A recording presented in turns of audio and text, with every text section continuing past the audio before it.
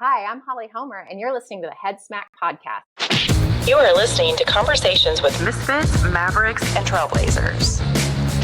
Hey, welcome to the Head Smack Podcast. My name is Paul Pavoni, and I'm excited to have another misfit with me. I have Holly Homer, who accidentally started one of the first mom blogs 23 years ago, and it has led her on a crazy entrepreneurial adventure. She runs kidsactivities.com and is a co-founder of Pagewheel, which was created to solve her biggest tech problem. Holly lives in the suburbs of Dallas with her husband, the occasional grown child, and a Frenchie named Panda. How you doing, Holly? I'm doing great. Thanks so much for having me today. I'm looking forward to the conversation. I am a little sunburned here. I got a little bit too much sun over the weekend, celebrating my 30th anniversary. And so if the glare hurts your eyes, I'm sorry. I'm good. I'll wear my sunglasses.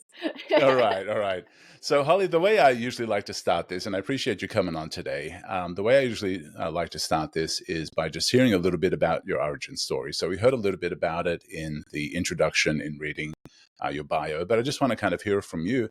What's the origin of Holly? How did you can go as far back as you want, but just share a little bit about Holly. Oh my gosh. Yeah, and you'll have to cut me off if I talk too long. But No, you're good. So I was a physical therapist, and but I had always wanted to be a stay-at-home mom, and so I had to bug my husband daily before we had kids, just reminding him as soon as I was going to have kids, I was going to stay home. He was going to have to figure it out.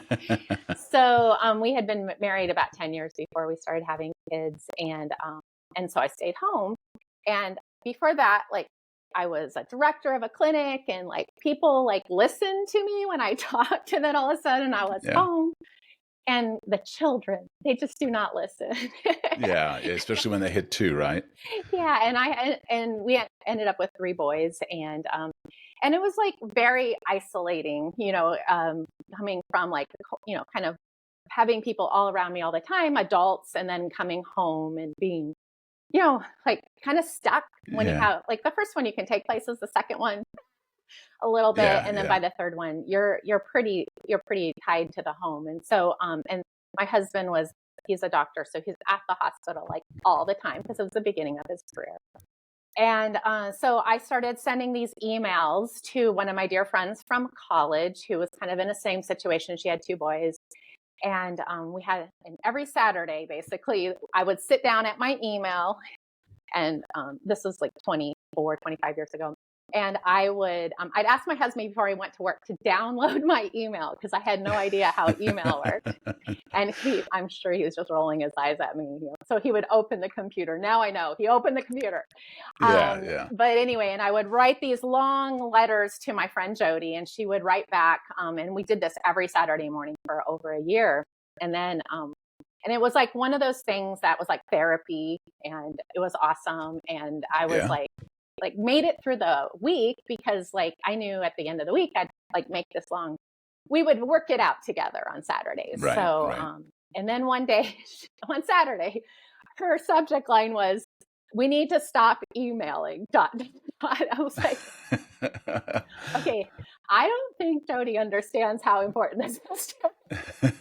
And so I opened up the email, and she said, "I think we should start blogs." And I was like, I don't know what a blog is, but then she was like, "Because I've been emailing someone else." Oh no. So she was cheating on me. Yeah. And so her point was, if we started these blogs, then we could write these things on these blogs, and then she wouldn't have to write it twice. She didn't want to copy and paste, basically. And so in her email, she's like, go to blogspot.com, because this was 23 years ago, right? And start a blog. And so, of course, I'm doing this within the next few minutes because Jody. So I went on to Blogspot, and I decided to choose the name June Cleaver Nirvana because I felt like I was in this really traditional life, but not really kind of thing. And so I started a blog that day. I've never read a blog, don't even know what a blog is. Wow. And I have a blog.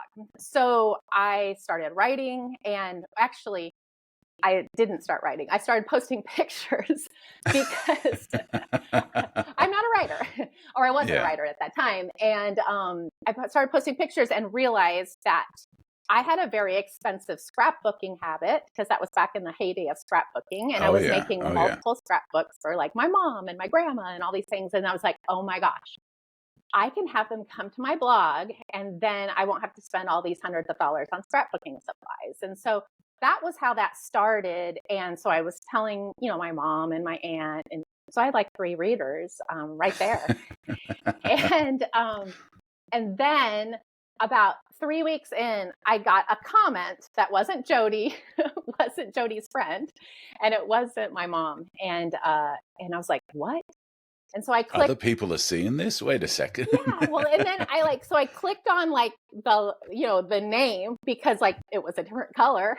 This is how clueless I am. I'm blogging for like 3 weeks and have no idea that I'm not the only blogger in the world. Yeah.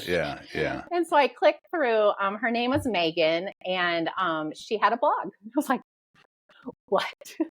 Wow. And then, because it was a long time ago, she had a blog roll in her sidebar.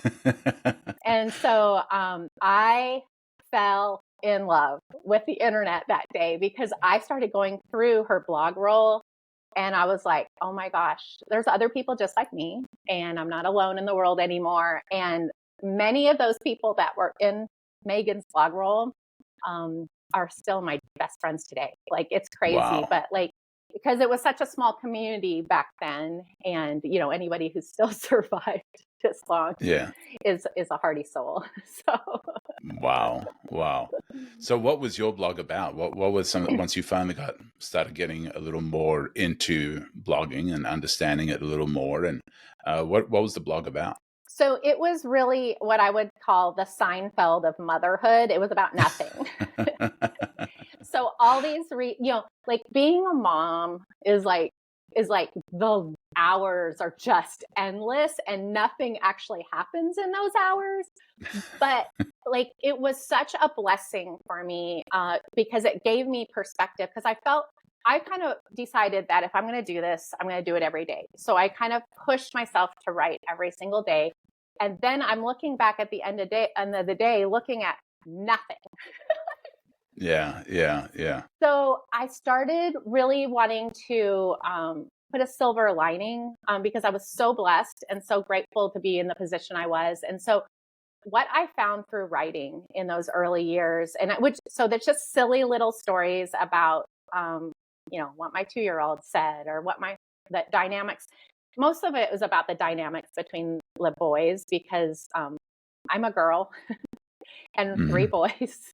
Yeah. It's a foreign country. And so like, it was really kind of like trying to figure out that an ambassador to that country, and then always making something funny or something silver lining or something like a gratefulness about it. And what I found over those years, and this was such a blessing to me, that I would be in the middle of like freaking chaos in my life, or everything had gone wrong. And instead of like panicking, I was literally like stepping back in the moment thinking, this is going to be a story. Yeah. That's funny. Kind of like speakers and preachers and stuff. Like everything in their life becomes a story for their sermon or for their speech or for their book or whatever. Yeah, that's hilarious. So it was so good, because it gave me a perspective I wouldn't have had otherwise, because I was like, oh, thank God, I have something to write about today.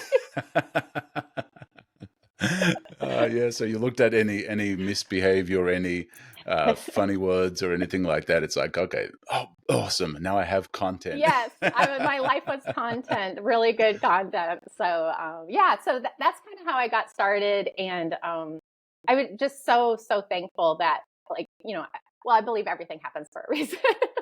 Yeah. So how did that evolve? So you're blogging about motherhood with 3 little boys. How did that evolve? Did that evolve into something else? What was next for you once you kind of got into the rhythm of blogging? Yeah, it was really interesting because in the early days, this, nobody was making money as a blogger. Nobody was like, there was no monetization, Yeah. there Yeah. just wasn't. And in fact, there was nothing. Like you would Google something and you might get no results. I mean, like this was so long ago. Right. And Most people don't get it and what it was like. no, like You know? SEO was like keyword stacking, I mean, like it Yeah. was ridiculous. In fact, that was even prior to SEO, but Right.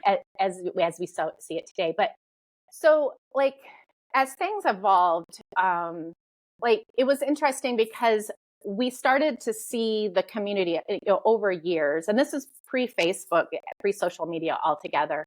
The early days of blogging really was the first social media because like I had a pretty large blog at the time, for the, which might get like maybe 300 visits a day to my new content because I was writing every day. But I would have 200 comments, Wow. because like people came not to read, but to like put their 2 cents. And then you would go and, kind of like you do on social media, go visit your top 20 blogs and leave comments. And that's how we communicated because it was before Right. that. And so when social media started, I was one of the first on Twitter. And that was groundbreaking because and by the way, we were like anonymous, like blogging anonymously at the very beginning. It wasn't until Facebook came out that we had to, like, it was a conscious decision to join Facebook because all of a sudden my name was going to be associated with my writing, which Wow. was like Yeah. one of those kind of big, because of course we thought the internet was full of axe murderers back then. So it was just really different. And what was so fun is that like all these stages, like Twitter, I live in a town called Flower Mound, which is just out of DFW, Texas. And like Flower Mound, Texas had the largest tweet ups in the world. Meaning that we would like say, hey, everybody, tweet up at, this bar or whatever, everybody meet. And we'd have like 150 people from Twitter show up. Wow. And so through Twitter, we started making contacts with companies. And then companies started thinking about platforms. And so I started a company really early on called Business to Blogger. That was based on, I don't know if you're familiar with Haro, but like where writers, would find people to interview and stuff like that. But Business to Blogger in the early days was like, hey, company, if you need someone to write for you, here's bloggers that is like a matchmaking service. Right. Okay. And so like the early days of influencer, we didn't know what that meant. I was like one of the first freaking influencers, even though I hate that word, but like Chevy was one of the pioneers of kind of the influence. And I ended up, the first year they put bloggers into cars. They got the bloggers through radio ads. Wow. And so I met the lady who was running the Chevy. Oh my gosh. I met the lady who was running the Chevy blogger campaign at one of the tweet ups. And she was like, I can't find any bloggers. And I'm like, I have a list of 500 bloggers in DFW. And she's like, well, we ran all these radio ads and we can't find anyone. I was like, bloggers are not listening to the radio. Like there's a disconnect there.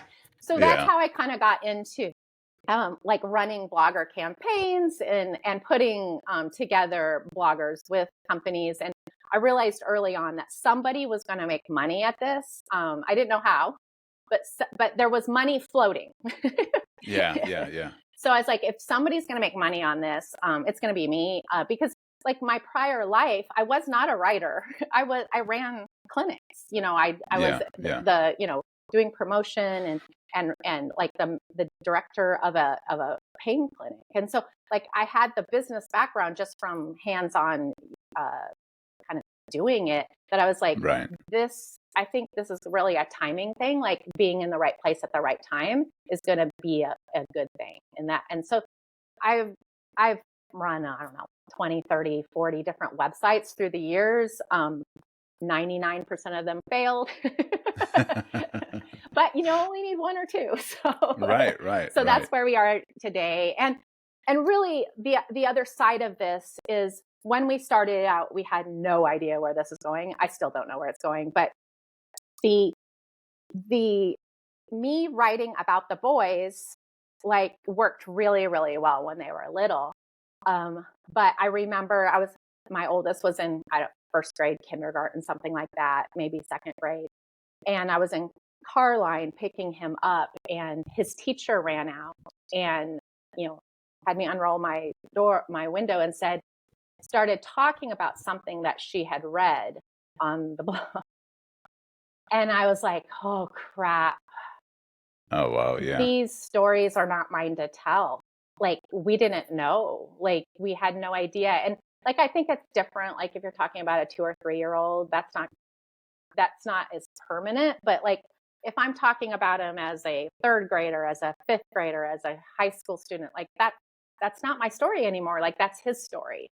Right. And so I had a little bit of a crisis at that time because I have no other life. This is my only They are my content generators. Yeah.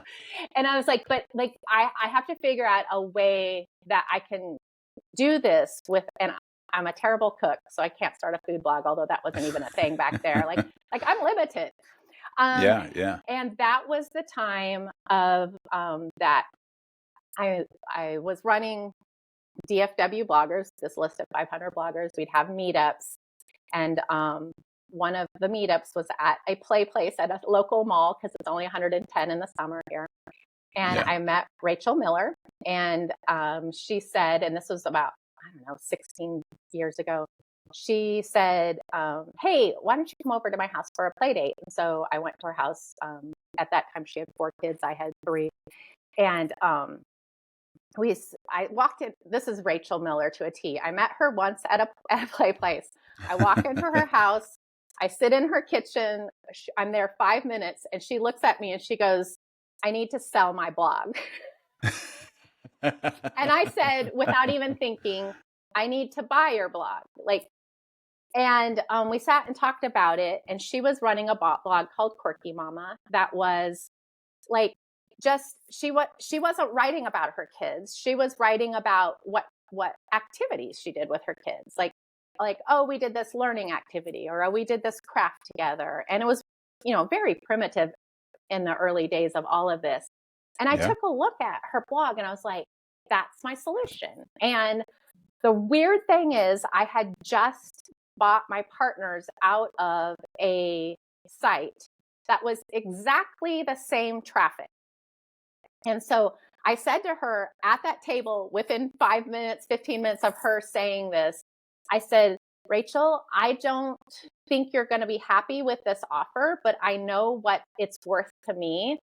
And I gave her the number based on the valuation I had done for this other thing. I said, I don't want to insult you or, but this is what I would buy it for. And I said that number, and she said, that's exactly what I need. And, and so we shook hands, and I bought her blog, and she worked for me for a few years in the early days as the transition.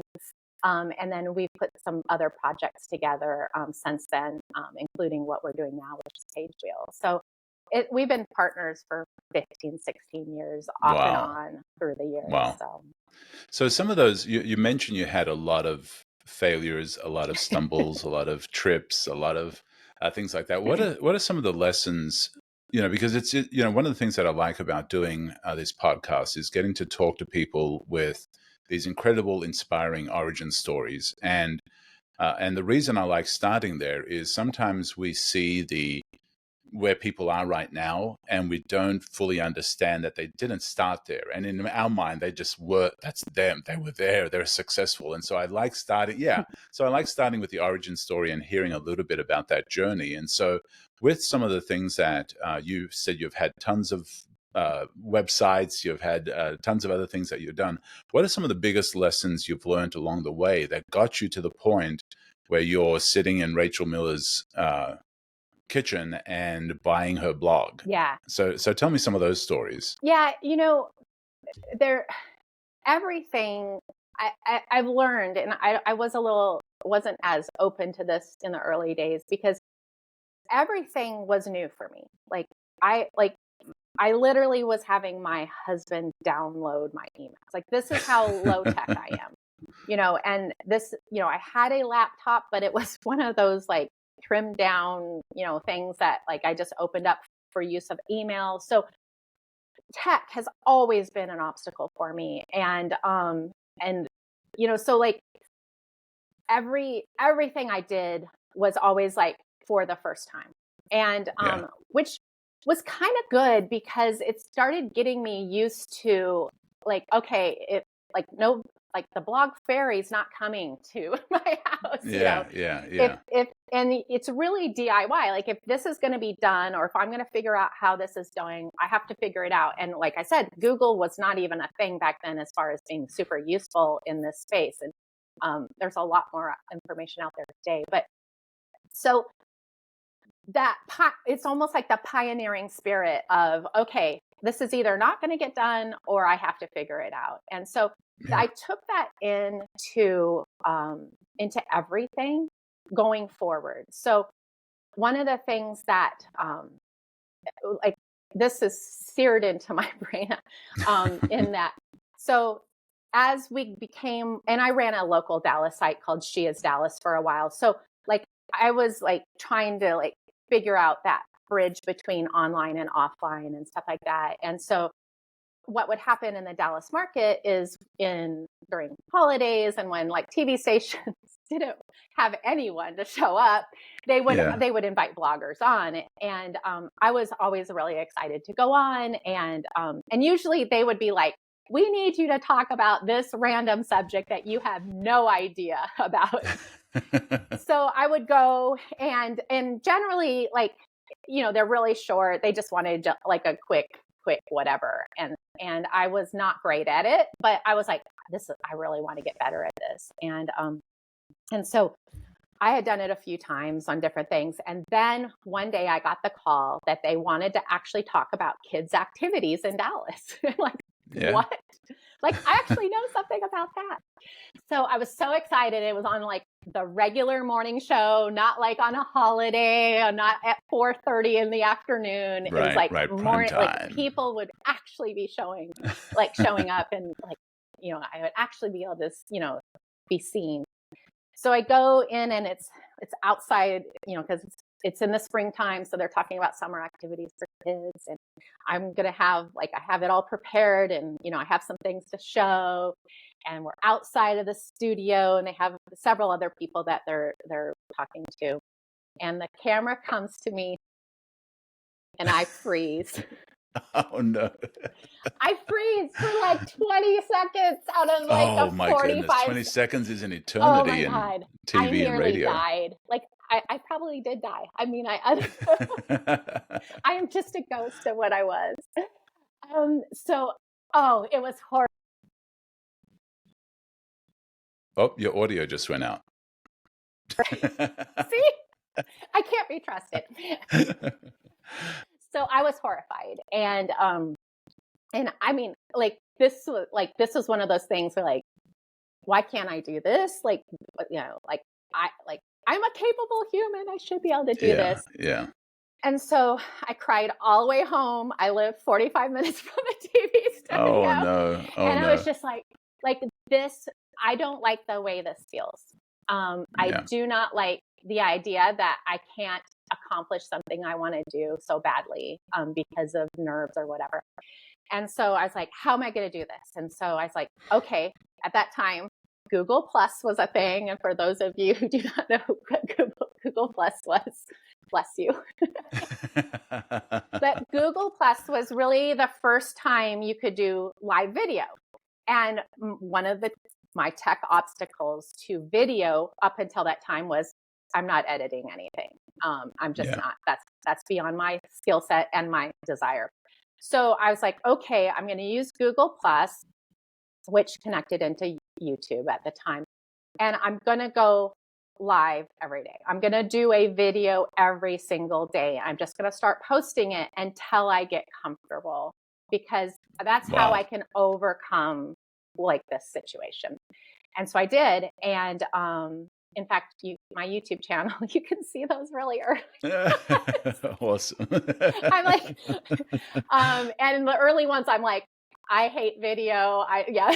Because, we had no structure back then, which is kind of good. Like, we'd learned how to create content by like doing it. And then I started teaching. I was like, I'm running out of things. It's kind of like my other life. I'm running out of things to say. So what am I doing? And I was working on the Facebook page, Quirky Mama, and we're growing it, and we're having success. And so I started just talking about how like the algorithm works. And I'm a numbers girl, so I love algorithms. I love how everything on the internet can be measured. And so, and that's a little bit unusual for a blogger, because most bloggers got into it for the writing and the creativity. And I was more like, oops. And so I started talking about that, and I realized that people were watching, and I was just like talking for an hour. Like, I literally have hundreds of hours of this conversation on my YouTube channel, and people were watching. And then I would go to conferences, like blogger conferences and stuff, and like people would act weird around me. And I was like, or they would like walk up to me and like know me. Like, what? Like, and then I realized that like there were people like really like watching, like overdosing on Holly Homer. Like it could be a problem. And their children were sending me notes because it was in the background of like, that. And I was like, this is so powerful. Like the ability to actually connect with someone with just like, it's kind of like the writing did for me at the beginning. And then I realized the video is even more powerful, because when someone has watched, and I feel like podcasting is kind of that next generation, like when someone has been in your home for hours and hours and hours, they have a connection to you that is unlike anything else. And so it was just amazing. It made me just obsessed with live video. And so over the years, when Facebook Live finally came to my page, I was live within a few minutes of it. And that opened so many doors. And then it led me into monetization of live video, which was a crazy journey into, I sold LuLaRoe leggings. Became one of their top sellers with a partner, because we were doing 3 hours a night. And we were just piping in silliness and kind of happiness into what I think a lot of people just needed, that lightness at the end of the day. So, in exchange for buying a legging here and there. So, it's just been crazy, because like everything opens doors, and there's like literally no predicting. Like if you had told me the last thing on my bucket list ever would have been software development. Literally know nothing, but that's where I am today, because every single step and every stumble created something, an obstacle that we ever had to go around or over or through or stop and turn around. And every single one of them has been like what it took to get here. To get to the next level, So with your journey, when was the first time that you realized, because monetization was, it wasn't a easy thing. When was the first time that you figured out monetization, and what project was that with? So this was back in June, Cleaver Nirvana, and this was before. Well, I think we had Google ads, but the Google ads, you had to get to $100 to get the first payout. So I hadn't hit it yet. And my husband and I were laying in bed one night, and we're watching infomercials, because duh. Because that's what couples do.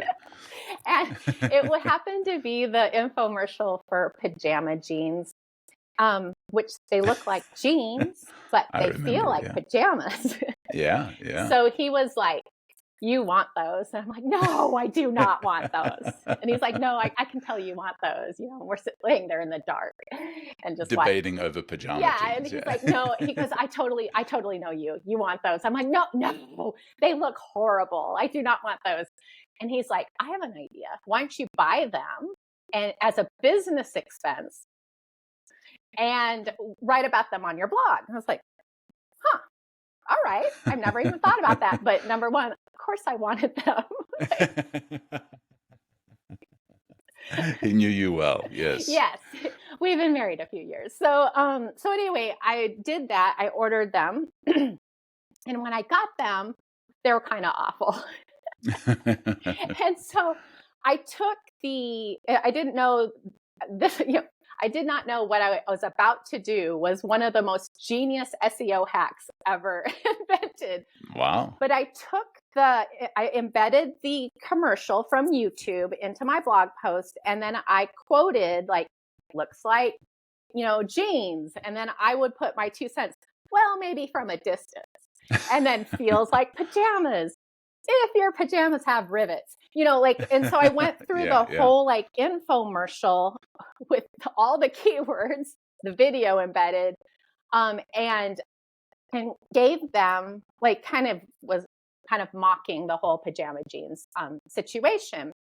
Well, my blog at the time was probably getting maybe 10,000 page views a month. And this was on Cleaver Nirvana. And then all of a sudden I was getting 100,000 page views. Wow. And I was like, what? So I was like, oh, Google ads. I'm going to hit that 100, Yeah. Well, what had happened is that, back to the radio, is that there were radio ads for pajama jeans. And so people were coming and Googling pajama jeans review. And my post was number one on Google for this. But it took me a little while to figure that out because like I wasn't even paying that much attention until like 100,000 people hit, one blog post. Wow. So then the people that were affiliates, the people who were the affiliates for pajama jeans, reached out to me via email and said, hey, if you put this banner ad at the bottom of this pajama jean thing, we will give you $11 per pair of pajama jeans that you sell. And I was like, and then I had like a total moral crisis because I didn't like these. I didn't think they were very nice. So I was just like, oh, like I don't want to trick someone into buying something. And so I went back and I read my article.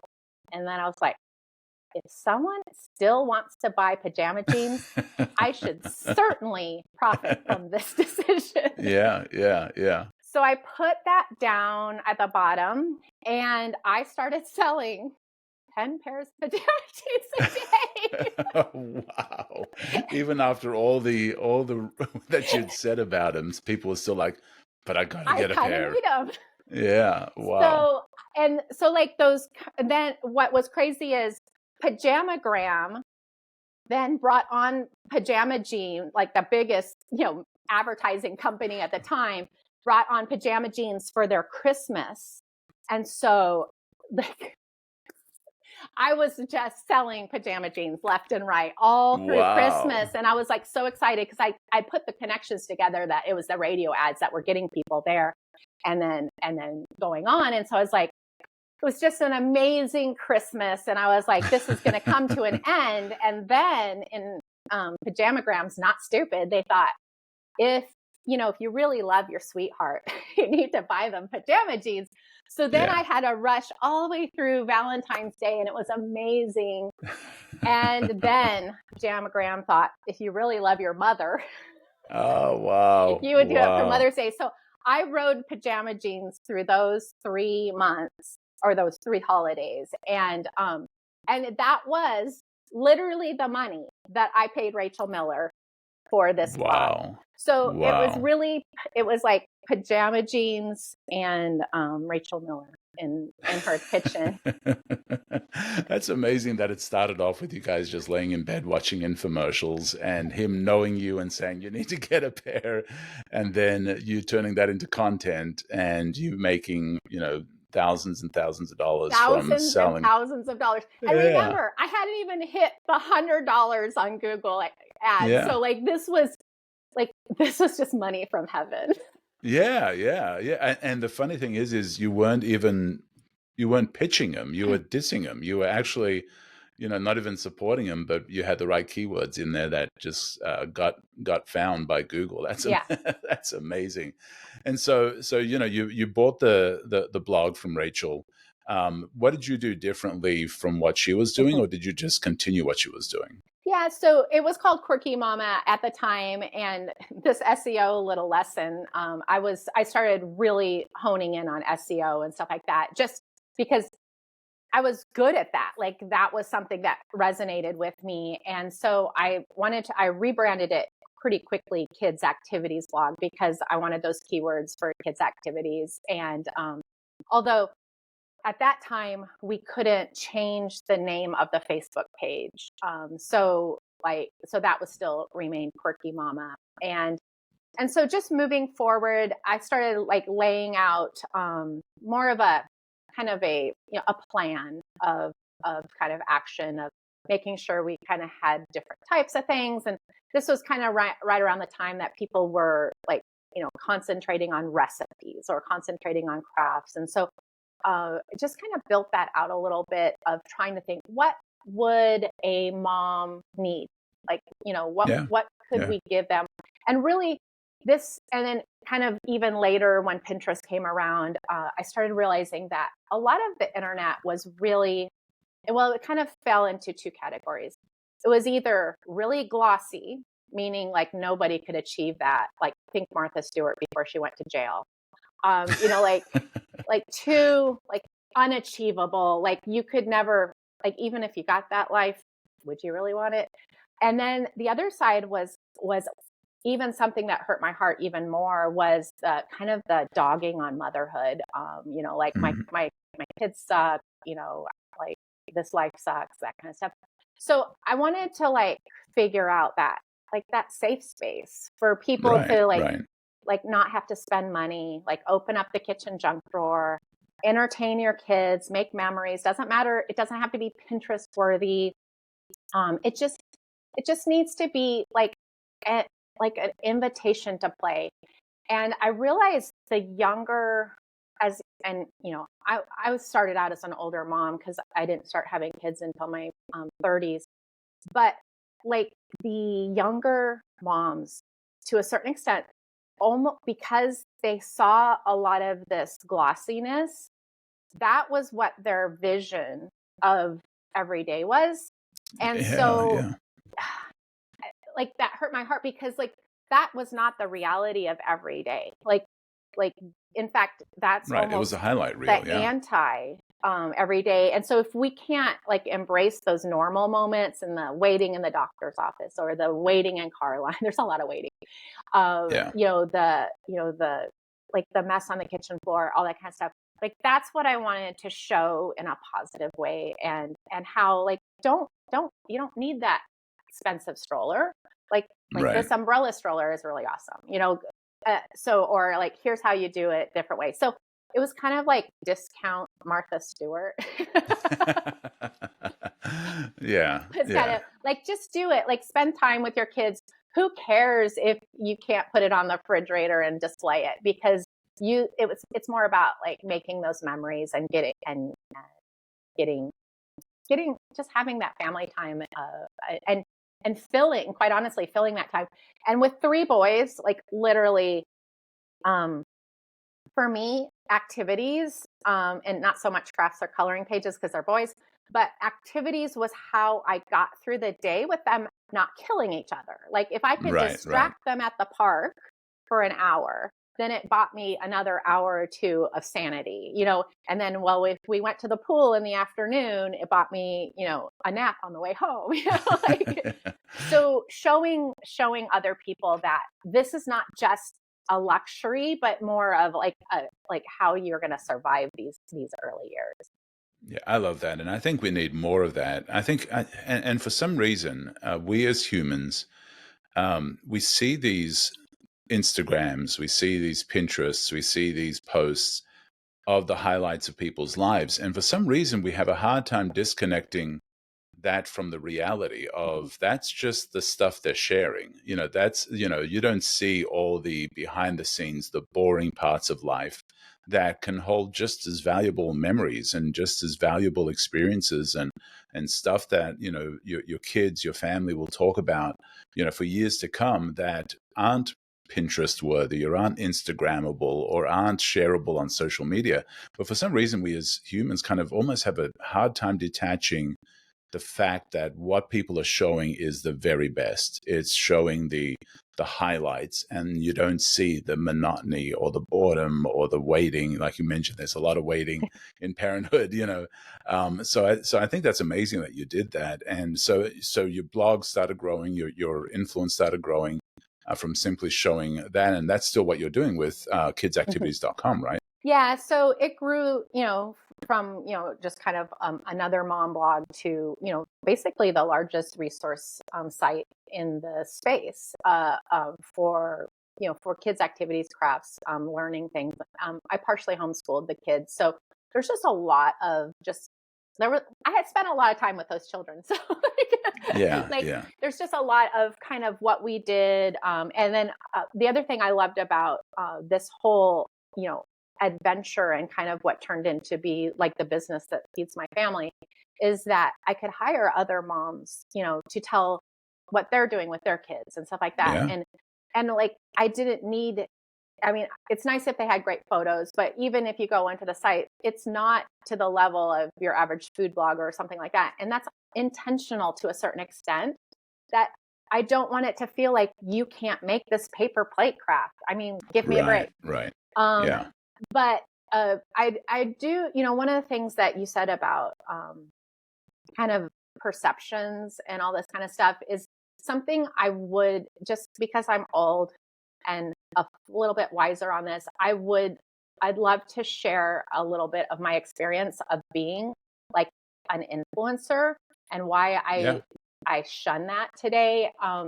And I thankfully got this lesson really early on when the kids were really little, because some of the early opportunities for me was to work with companies, on blog posts, the early sponsored posts and stuff like that. And I just remember one night I had made dinner and I put it on the table. And like I say, I don't cook very well. And so this wasn't like, a lot of times my husband wasn't home. So we were like just grabbing things at the countertop and stuff like that. That's more how even today, how our life is. And but this night I'd set the table and I had made something for dinner and the kids were all sitting around. We had a little banquet. They were sitting in the banquet and nobody was moving. And I was like, why aren't you guys eating? And they're like, don't you need to take pictures first? Oh, wow. Wow. And I was like, oh my God, no, eat. Wow. I need to reevaluate how we're living this life. Yeah. If that's if that's what your impression is, like mom only made dinner because she's going to photograph it. Yeah. Wow. So I made a really conscious decision. I don't do sponsored vacations, anything that, in fact, from that day on, anything that included my kids, I had a contract with them and they were paid for the event. The reason why I had the contract with them is if they got fired during the event, then I've kept all of the money. Yeah. But so that way, when, because we did do some things where we did webisodes and stuff where camera crews would come into the house and stuff like that. But my kids beforehand, they had the ability to say, I do not want to do this. Because I would say to the company, only 2 of my kids are willing to do this. Are you okay with that? And for the most part, all 3 of them would do it. And then we'd have, hey, I'm going to pay you this much amount per day, blah, blah, blah. And it worked really, really well because it gave them agency over like not being a subject of mom's content. Like they get to be a Right. kid, not Yeah, yeah, not a yeah. content provider. Right. Yeah, not a tool or a whatever. And I think separating that and saying, hey, this is for content, or this is for what mommy and daddy are doing for business.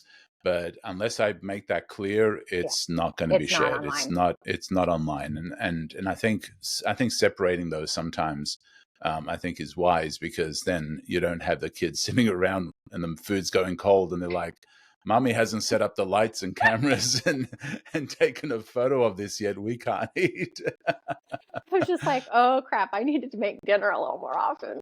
Yeah, right. Yeah. Mommy doesn't cook that often. So when she does, guaranteed it's for the blog. My gosh. Yeah. No, I know. I mean, I'm just stumbling through this life. So, Yeah. Well, and I've had to do that with my kids too, is, when I mm, want to take a photo of them, let them know this, I'm not posting this. This is just for us, yeah. and because they're like, I don't want you to post this. I don't want you, I don't want to, I Yeah. don't want to be online. And so understanding that and respecting them and honoring them and saying, no, this is just for us. This is for our own personal enjoyment. This is for our own photo album. This is for our own memories. Nobody else will see this unless you want me to share it, unless you're okay with it. But it's not automatically, you are just not an actor in my movie, and everything that you do I own, Right. and is my content. So that's amazing. And that is something that people do need to think about, because we are in such a culture and society where everything is sharing. You're sharing just every part of your life, and sometimes we forget about the collateral people in it that might not want to be a part of your movie. And so we've got to honor that. I think especially cautionary to parents, because of what I did for a living, being like a mom, blogging about stuff, and partially homeschooling and all this kind of stuff, and writing about it, is people like ascribe some sort of parenting expert status, and Yeah. I'm like, oh no, like first of all, like that's pressure on me that like is not like, no. And then like think of the pressure that puts on my children if someone should find out like down the road. Yeah. Like they like life is hard, like especially for these kids that have been online their whole life, like the judgment and all that kind of stuff. Then to put a layer of, oh, and your mom, how come you turned out that way? Your mom, Right. is such an expert. Yeah. No. Yeah. Like this is where like I don't like it's it frightens me a little bit when one of the reasons that I will think that try to finish that thought. It frightens me with short form content because you can't put anything into context. And so you Right. see that glimmer of a moment and you have no idea the chaos that surrounded it. Yeah. And that is why my heart is with the writing, the long form podcasts, the long videos, the books, the things that actually can set the stage for reality and not just put something out there that fades quickly but leaves like the wrong impression. Right. I love that. Now with kidsactivities.com, obviously you've figured out the monetizing part of it. When did that first happen, and how is that happening now? So I would say like kind of the heyday of blogging, and I'm trying to remember my numbers, but probably we started monetizing pretty significantly starting about 9 years ago. And then, and it started, slowly but surely. And 10 years ago, at first I was kind of covering the costs of hiring some help here and there. And that was amazing because like, remember, I started this as a hobby to save money with my Right. And then you scrapbooking. sold pajama jeans, And and that so, was and then I used all that money to buy the site. yeah. And so I had always I had never put money into any of the projects. I had always made a little bit, like done a little bit of this, or, consulted with Chevy or something, like I had never wanted it to be a drain on my family's resources. Right. I still have that mindset of a stay-at-home mom type thing, is like, I want it to be an asset. And by the way, my husband would not let me post anything about him for the first 4 years. So the fact that he lives off the blog now is really, really just Yeah. perfect. So he's retired from doctoring, or is he still doctoring? Yeah. Yeah. He's joined the company. But so the early on, it was just like kind of bits and pieces. I can do this with it. And I was always reinvesting it, buying another website, selling. I had listened to a radio show about like investing, and somebody had talked about how they were like flipping websites versus flipping houses. And I'm like, well, I can flip a website way easier than flip a house. And then, thinking about, if you're going to beat the stock market, you only have to do like 8% or whatever. So I was like, okay. So I was doing like kind of that, I was building things up and selling. And that's kind of why when Rachel said, I want to sell my blog, I was like, actually know what I could buy that for and stuff like that. So I was kind of in that space of looking. So where around. did that skill come from? I mean, you mentioned that you started off downloading emails or asking your husband to do that. So how did you get the skills to flip websites? Yeah, well, see, and back then it was still very rudimentary. It was like a WordPress site. And one of my best friends that I met through the internet was here locally, and she was a designer. So I had she was able to like put my vision. Actually, she was way better than my vision. I'd be like, hey, I need this pretty, and she'd go do it. So we worked together on some of those projects. In fact, several of the websites that I acquired or created, she was a partner in. So I had her tech skills on my side. My dad is a economist, a professor in economics, and so my whole life was always about like supply and demand. And in fact, when I was a little kid, I would help him grade papers. And in fact, he would offer the challenge to his class that anyone who did worse than his daughter in third grade on the test was going to fail, stuff like that. So it's always a part of kind of like my mentality was always like, and we were very, very lower middle class. I hadn't eaten at a restaurant until I was a teenager. We never stayed in a hotel. Like we didn't have money, like it was just, but we had a good life because, we were together and stuff like that. But so like that kind of mindset went forward, is like being frugal and reinvesting the money. When you make something, like the pajama jeans, like, take it and invest it in the next thing. And so that's kind of where this all went. And so I was just open to it. And I think that's one of the reasons why it even was available to me, because like back then there wasn't that many people doing it. So like people would say, oh, I heard Holly knows about that. Why don't you go talk to her? Or like, she might buy it. Like, so a lot of times it was just because I made it known, or I said, hey, I'm doing this. I took a lot of flack also from the traditional blogging community, because in the early days, monetization was a dirty word. Like it was selling out.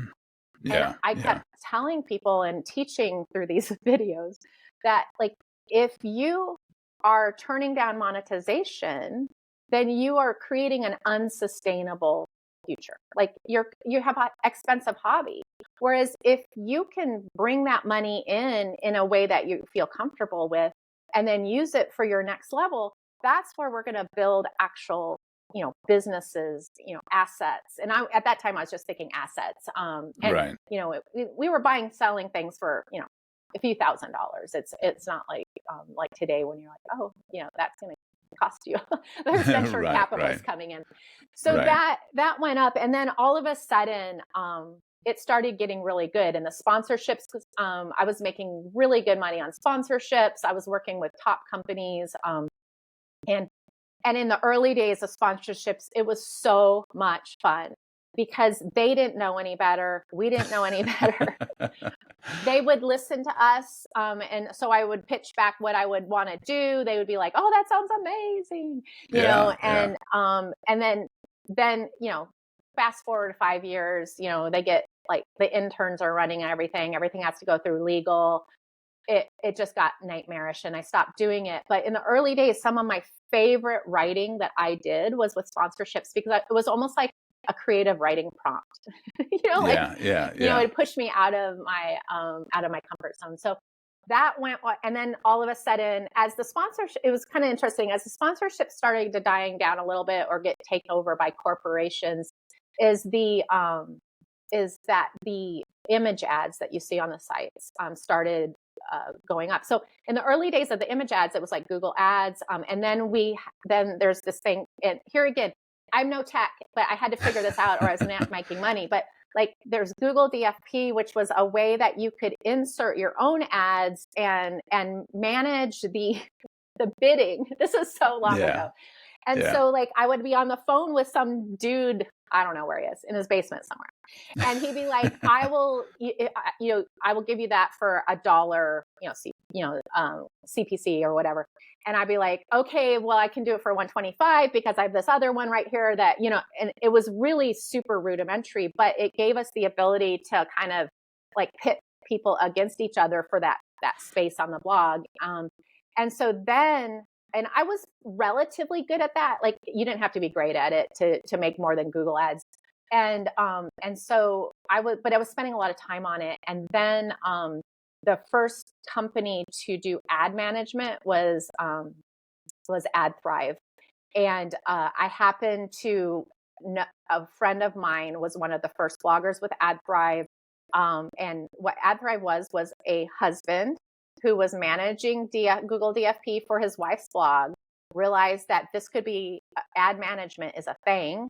And so he started bringing on other bloggers. And I was one of in that first group of bloggers that had an ad manager. And that changed my life because there was somebody who was way smarter and better at that. And, like the CPMs at that point, we were getting like up to $5 CPM, which was like what I was getting by myself was like $1. So I 5x'd my income with just that one change. And then CPMs, today are, 40 to 100. So you can see like that segment just getting, so then it's a numbers game.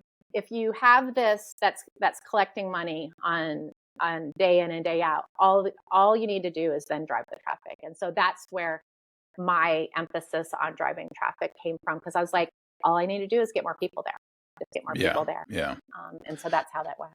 So what would you tell for the person that is like, well, I need to start blogging. I've got an interesting kids, I've got interesting life, I've got interesting pets, I've got interesting hobbies, whatever it might be. Right. What would you tell them now? Because obviously it's evolved from, when you did it all those years ago. Yeah. What would you tell them now for somebody that's wanting to, do something like that? So interestingly, because nothing stays the same, this last year, the internet has taken a free fall because of AI and because of how Google now handles your quest. So if you go to Google now and say, hey, I want a birthday party game for my 5-year-old, it's going to answer that question. In the reason why it knows. The reason why it knows what to suggest is that I have 13,000 blog posts on kids' activities blog that it trained the AI on. Wow. And so the way that I would have said a year ago, I would have been like, let's get this blog going. Like, definitely tell your story in that way. Today, I would rewind it. I would say, let's get that blog going, but put it behind a paywall. So, because I'm not going to be able to get, millions of readers every month from all these social media and Google anymore. I'm going to be able to get thousands and tens of thousands and hopefully hundreds of thousands. Whereas if you're working at like a Substack or some sort of paywalled content creation, then you're able to actually, monetize that in a way that you don't need millions. You just need handfuls. So that's where I would go with that. And it's something that I have had like a part of my site that was a subscription. And I'm not making any sweeping statements, but I wouldn't be surprised if in the future you'll see a lot more of that, of my site behind a paywall. Not because I don't love my readers, but because I can't, it goes back to sustainability. I can't keep the free going when I'm not getting the clicks from everywhere else. And you go back and look, is for a really long time, Facebook was my largest refer, and then Pinterest and Google. And then when Instagram came around, no links. So we couldn't drive traffic from Instagram. We can't drive traffic from TikTok.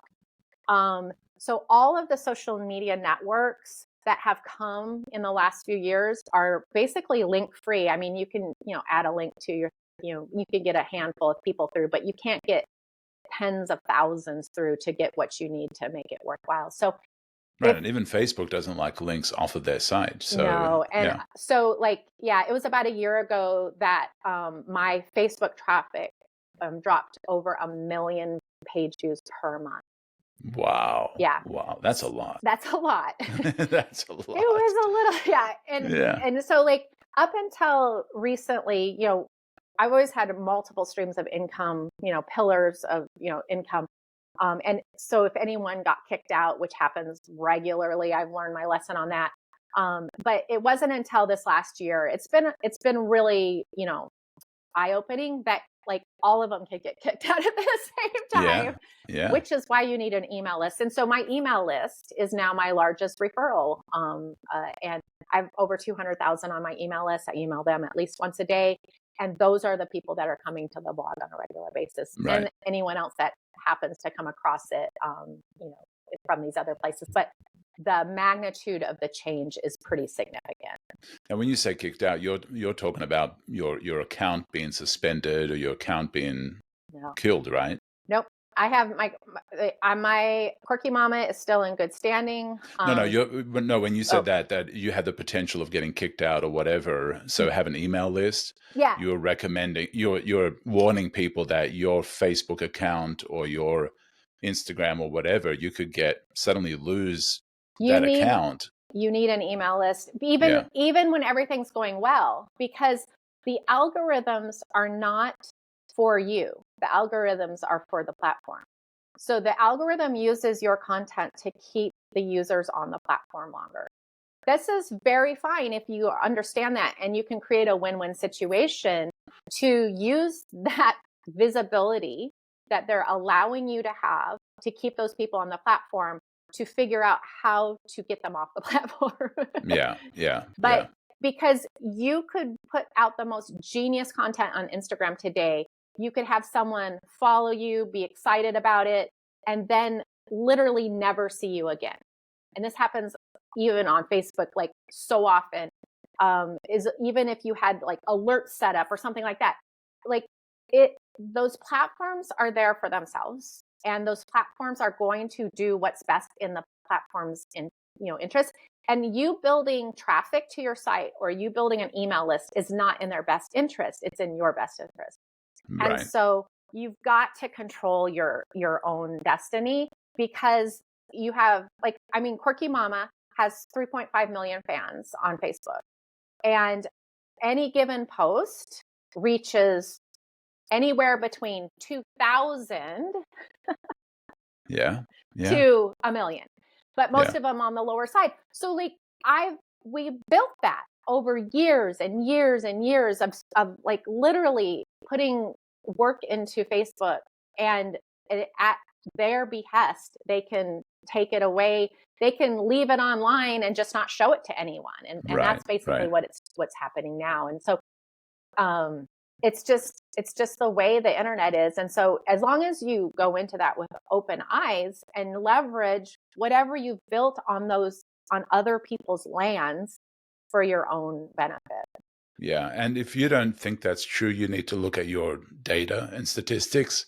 And it's a rude awakening. Even for me, I don't have near those numbers, but when I've gone into and seen how many people that my post was actually showed to, and how many people actually saw it. And I'm like, that's kind of sad. That's kind of a little frustrating, because, you've created this audience and Facebook will only show it to a few people. Right. And that's the reality of it that you need to be aware of, that you might think you've got the most awesome content and I've got thousands of followers, and each time I post something, thousands of people are seeing it. No, like you said, you've got millions and 2,000 people see it. So It's imagine crazy. scaling that down to you only have 2,000 or Right. 5,000 or 6,000 of how many people actually see your content on social media. And when you think if I post it, they will see it, or if I build it, they will come. The reality is they won't. And so building a platform that you own, like you mentioned, the email marketing is definitely a way to make sure that your content is being seen by the people you want to see it. Yeah. And I mean, you think about, so like my email list, I send out an email and, have an average of 35-40% open rate to 200,000 people. Right. So I put the same, let's say I put the same thing on Facebook. I have 3.5 million, and I'm getting 2% to see it. So it's not about the content. It's about the connection you have with, and the ability to talk straight to the people. That's where we are building up other people's houses. Right. And quite honestly, we're building up their mansions, and then asking and begging at the front gate.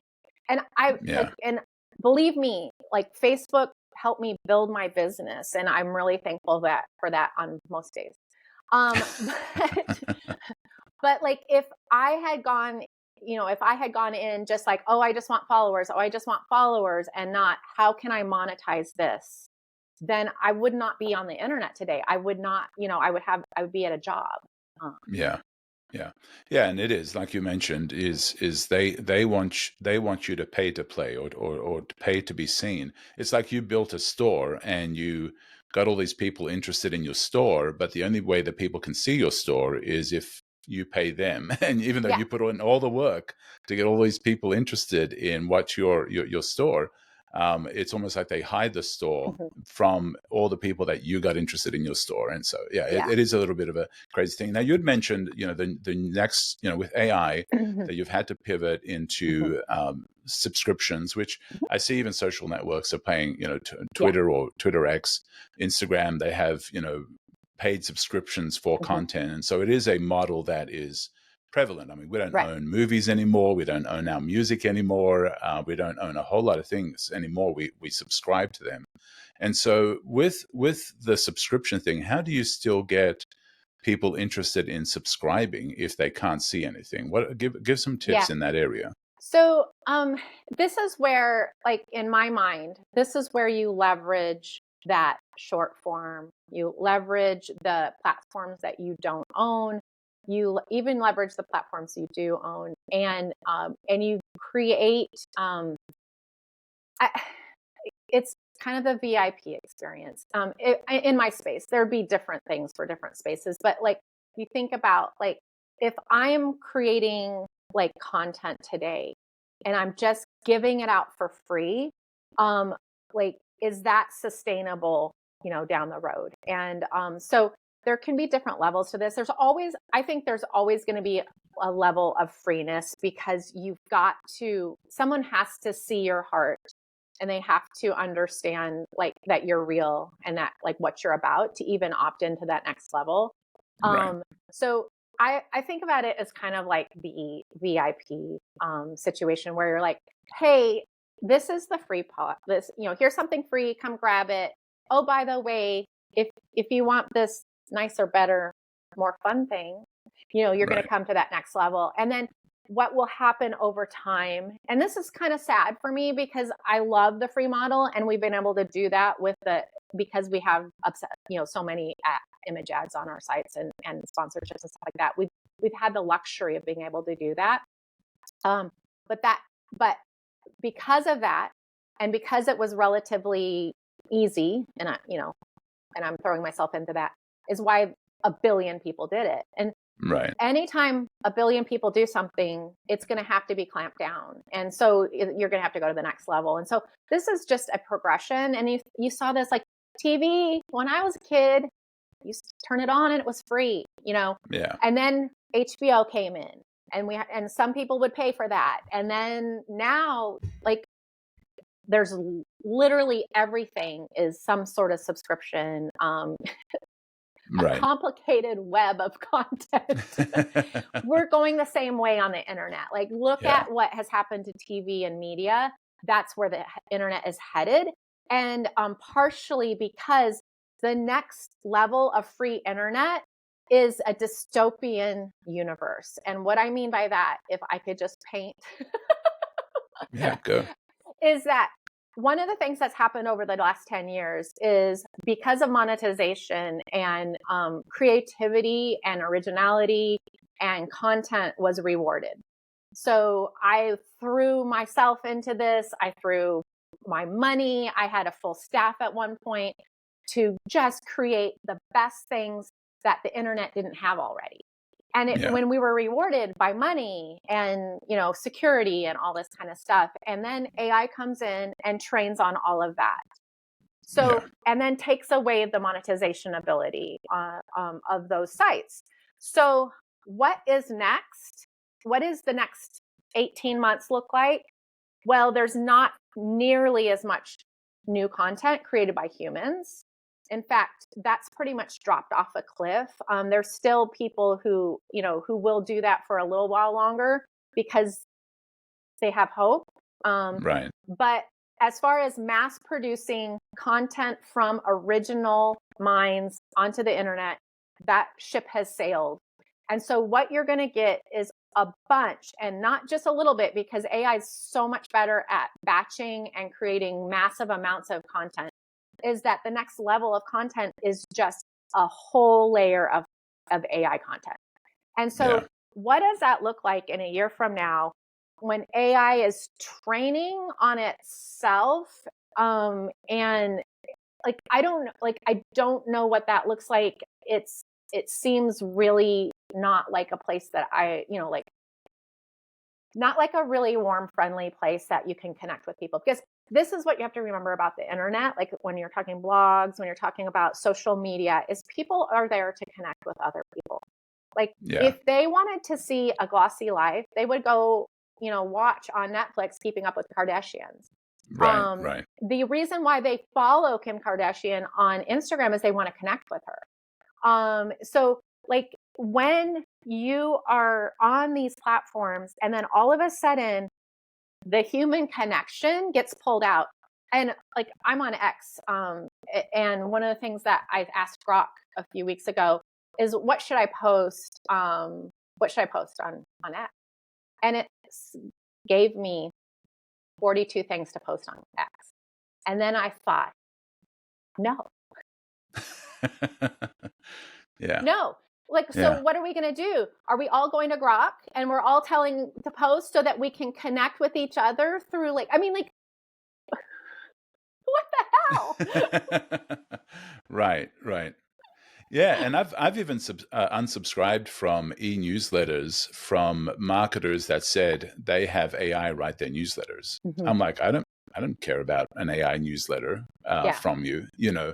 You might have trained it on some of your stuff, but I kind of feel like I'm just, getting junk mail at that point. It's not personal. It's not written by you. You've automated so much that you're not even in it a whole lot. Well, and I'll take this even a step further is I recently went into ChatGPT. I said, this is what I want to write it in the style of Holly Homer. And it wrote it exactly like I would have written it. And then you're like, so what, does that mean that I need to, I'm not far from moving to a commune and, raising vegetables off the land. But is that really the next step because one of the things that happened over the last, 20 years is we all lived offline. And then we would put a little thing about what we were doing offline online. And then as all of these things happen, then all of a sudden, we're now living kind of with one foot in each place. And then, now we're online, And then we're doing things in real life so that we can have content for online. And Right. then Wow. and now that next step is like, I mean, I'm opting out of it, but it's scary for my children and my grandchildren, and which I don't have any, but like those generations beyond there. And I don't know, I do see the pendulum. I am a pendulum swinging kind of girl. So I do see the pendulum swinging a little bit in that younger generation. Like my son right now, my youngest, is at a summer camp as a counselor where they put their phones in a box at the beginning of the summer, and they will not get their phones back until the end of the summer. And I feel so blessed for him, because what a vacation from his life to be able to go just hang out with people in real life and not even worry about what that looks like to anyone else. Right. Right. Yeah. I recently, as I mentioned at the start of the podcast, went to the ocean to celebrate my anniversary. And one of the things that I noticed is even people sitting by the ocean were on their phones. And I saw teenagers walking by the ocean with these big old earphones like I have right now. And I'm like, you should be enjoying the sound of the waves. You should be enjoying the visual of just being out there and enjoying the scenery and what you're doing. But I think you're right. We've started going so online, and if you look at your phone usage, you would be amazed of how much time you spend on that little box in your hand. And so I think the next phase, even for marketing, even for blogging, for content, for that, is finding a way to humanize it and bring that humanity back. Stepping through stepping through that veil and reconnecting and connecting in a way, because they're there to connect. That's what they keep scrolling, is they haven't found the thing to connect with. That's why they're scrolling faster. So we've got to step through it and get some sort of connection. And I am to the point where I think at some point there has to be some more of the offline online situation. Like, we have to balance that a little bit. And I had the same exact experience on the beach recently. We've been going to that same beach over 20 years, and there's a pool right next to the beach that I sit at, and usually read a book or just like stare at the ocean. And like years ago, we would sit there and we get to know the people that had the same, that would claim the chairs early in the morning next to us and stuff like that.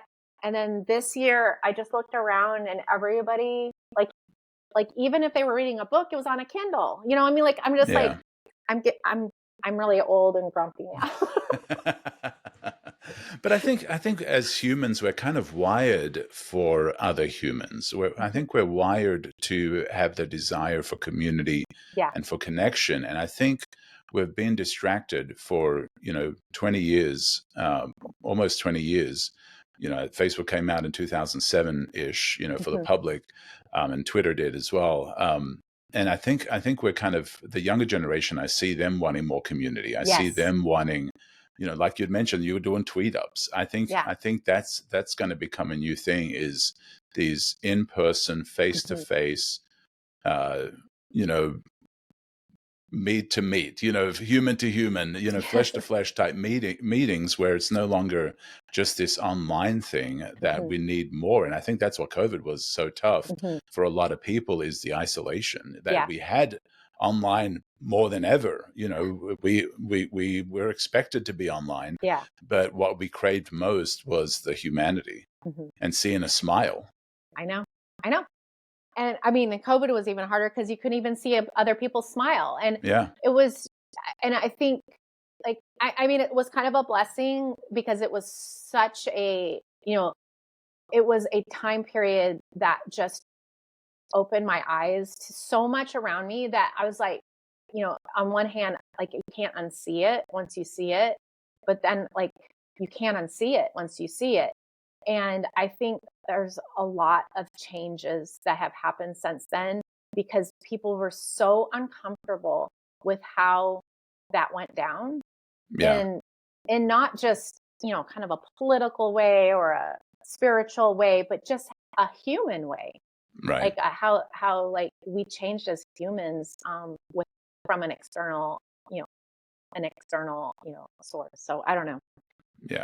But I think definitely humanizing is, Yeah. and like you'd mentioned, even dripping out content, even though you have a paywall, even though you have a subscription, is dripping out content, being real, creating these real videos of yourself or content about yourself, just retains that human connection and gets people like, I like Holly, I like who she is, I like her personality. I want to be a more part of her Mhm. world, and therefore I want to subscribe to the things that she's saying because I see her as a real person and not this AI generated avatar. Yeah, and you think about like, why does someone, buy from me? Or, like I might be selling something that's available in Amazon or something like that. And the reason is because they know my heart. They know, that connections. It's just, like if I have something to sell that is available somewhere else, if you know me and like me and are connected to me, that it's a no-brainer. You're going to buy it from me. And I Right. think a lot of times, especially small businesses, we think about, influencers, coaches, anybody with a program selling anything online, is a lot of times they give that away. And it's so ridiculous because that's our superpower. Yeah. Like Target can't compete with me if I had the thing. Right. Because, and that, so don't give away that superpower. The one of the things that we learned when we were doing LuLaRoe is to LuLaRoe was a network marketing company that the buy-in to start was between $6,000 and $10,000. So I mean, you're talking like a high ticket buy-in. And within a few months, we had recruited over 120 people into our downline at that price tag, and we supported them. Everybody in our downline made money. We were supposed to be on the there's a Netflix documentary out about the Oh, company wow. that we were supposed to be in, but I'm glad we weren't because we actually made money. We made a lot of money from it. Yeah. But so we didn't fit their like sad story. But one of the things that we realized is, why did these people buy a business opportunity from two silly girls, my partner, Jamie Harrington, and I, two silly girls that were just doing silly videos every night? Like, what about that makes them think that we can make them money? And so much so that, they would give us that amount of money. So I started looking back at the content because I was, teaching them to run businesses, because we had all these people in our downline. Yeah. And I started realizing, like, if I had gone out to put out content on the internet to recruit people for my high ticket, business, I would have gotten it all wrong. I would have thought I Wow. needed to be like kind of professional, and I needed to explain the pros and the cons and overcome objections and all that kind of stuff. What we realized, and this was like a hugest light bulb moment, is that so before we started selling LuLaRoe, in fact, the reason why we started selling LuLaRoe is we were running a show on Facebook Live called Craft with Crap.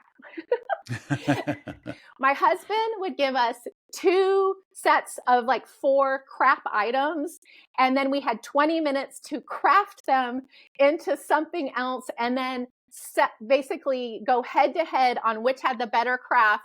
And then the people watching could vote in emoji form only.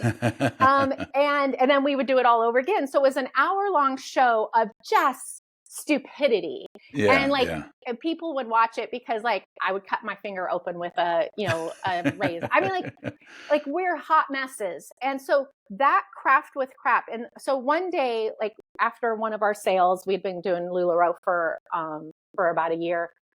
My husband put our first episode of Craft with Crap up, was because we saw LuLaRoe as a way to monetize, Craft with Crap. So put our first episode of Craft with Crap up on the TV as we were kind of winding down like the evening. And we sat down, we started laughing at how silly it was and how ridiculous it was. And then we started noticing the people commenting on our first Craft with Crap episode were the same people that had bought into a $6,000 to $10,000 business opportunity within the year. Wow. So when you go out and you think, no, I have to do it this way, that is a lie that somebody's telling you, because the reason why they trusted us wasn't because we had some glossy brochure that would not have worked. Right. Is because we were like, hot messes. Yeah. And we were having fun, and they're like, well, if Holly and Jamie can do this, we can do it. Right. So like literally opening the door for your next customer's like vision of what is possible for them is actually fancy is a bad way to go. Being like that person that they can connect with and realize their heart is so much more important. Yeah, the authenticity. Yeah, it makes a big difference. This has been an amazing conversation. I can't believe how quickly time has flown. No, this is awesome. Fantastic. And we haven't even talked about, you mentioned that you're into software development now, and we didn't even get into Pagewheel at all. So just briefly, is there a brief version of sharing a little bit, a little bit about that? Because I want to honor your time. And so share a little bit about the software development and Pagewheel and what you're doing there as well. Yeah. So on the websites, and Rachel and I have several that we own together, we thought like, let's put in some low ticket items for, different things so that we could, kind of offer that, like, get some monetization to the people, offer a second level, like, hey, if you want a guide that goes along with this content, like I started with a camping guide, a cleaning guide, that kind of stuff. And we were looking at launching about 20 of these on different verticals on the blog, anywhere between $7 and $20, things. And so we started putting together funnels. And by we, I mean Rachel, because I'm terrible. I was in like Russell Brunson's mastermind for 2 years, still cannot build a funnel to save my life. And then, so she was putting it together, was taking her hours and hours and hours. We were launching them. She was cloning them, doing the next one, hours and hours and hours. I was doing the customer service, things were breaking. And then I realized we're using a software that costs like $300. So like, do the math. How many like guides do I have to like sell before this even comes? And then there was a month when like everything was broken. So I had to refund all the people. And I was just like, this is like, at that time, 2023, like there has to be an easier way to give something away or to sell something for, sell anything. Like, this is ridiculous. And so Rachel at first was like, well, we could do, she was thinking about automating like the different funnel softwares that are available. And then she came back and she goes, I think we just need to build it. And so that's what we did. And Pagewheel is that, where and we were really lucky because we were on the early stages of AI came in right when we needed it. We were using AI behind the scenes to create digital products and stuff like that. And then we realized, let's put that forward facing for our customers. And so you can do a digital product if you want to, like a workbook or a planner or a checklist or something like that. In Pagewheel, in just a few minutes, you can use AI to create that content. You can then it knows what you just made. So it's going to write the sales page, delivery page, connect it all up, the delivery email. And there's no tech. Like, you say, I have this idea, you follow the steps, and then you can launch. And so now you don't even have to have a digital product. You could do a mini funnel, and you can build this instead of spending 5 and 6 hours or 10 hours or 12 hours I could launch one in probably 3 minutes if you had the time. Wow. So like taking that tech piece off, and because so much of what we do every day is limited by obstacles of tech, and that's what I had to get that off my plate to be able to get that forward. So it's kind of a funnel builder, digital product launcher, creator, but just simple. Like, it's not techy at all. Yeah. And how do they find that? Is it Pagewheel? What's the URL? Pagewheel.com. Yep. And then also be sure to check out kidsactivities.com. What are some other ways that people can get a hold of you and be a part of what you're doing? Yeah, so if you have kids, then definitely get on kids' activities, get on my email list so you Yeah, hear from yeah. me again. And you can do that by downloading any of the coloring pages or any of the opt-ins, any of the paper things that you would get on that. And then Pagewheel, if you're interested in, looking at that, we also have a Facebook group that's free, Pagewheel. And just look for the Pagewheel Facebook group, and you'll see what people are doing in there. And you can always reach out to me. If on Pagewheel, the whole website, if there's a little chat, kind of the help desk, I'm on the other side of that. So if you have a question, you want to have a question for me, or you want to connect in any way, just use that chat on pagewheel.com. Awesome. Well, thank you so much, Holly. This has been a wonderful, wonderful, wonderful conversation. Have enjoyed it so much, and proud of you and all that you're doing. And I appreciate you coming on. Thank you so much.